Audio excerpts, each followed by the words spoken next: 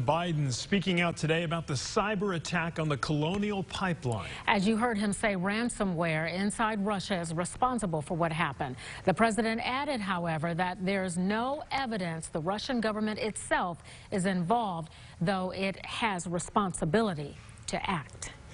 And the attack prompting an emergency declaration in the District of Columbia and 17 states, including here in Arkansas. Yeah, our Jay Bird joining us live in studio with more on the local impact. Jay. Yeah, as the Colonial Pipeline is the nation's largest oil pipeline running from Houston to northern New Jersey. Now, despite the shutdown and potential for backed up inventory as we approach the summer travel season, it might not be as bad here in Arkansas as it could be on the East Coast at the pump. Summertime approaching likely means more travel for Arkansans. Around Memorial Day, there's usually gas price increases for the summer months as demand increases. But how will the Colonial Pipeline shutdown affect prices in Arkansas? UA Little Rock economist Michael Packo thinks it's an additional factor of the whole equation. The fact that we have this disruption with the Colonial Pipeline really just adds to that momentum that was already building. Arkansas has seen much less dramatic increases in the past month. According to AAA, price averages across the country a month ago were at $287. In Arkansas, $268. Today, those numbers are $297 and $272. Much more stable than some of the direct pipeline areas along the east and southeast coast.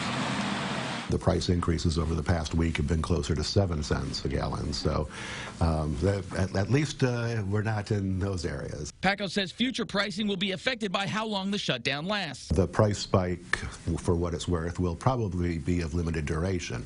It will just appear as kind of a blip along the path of rising prices leading up to Memorial Day.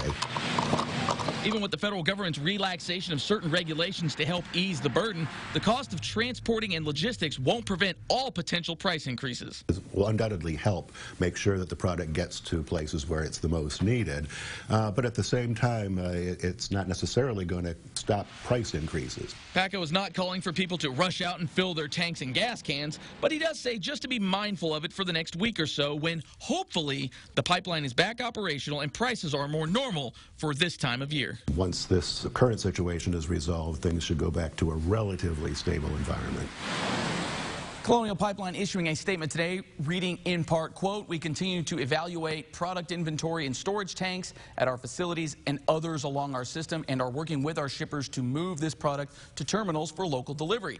Actions taken by the federal government to issue a temporary hours of service exemption for motor carriers and drivers transporting refined products across Colonial's footprint should help alleviate local supply disruptions, and we thank our government partners for their assistance." It's kind of a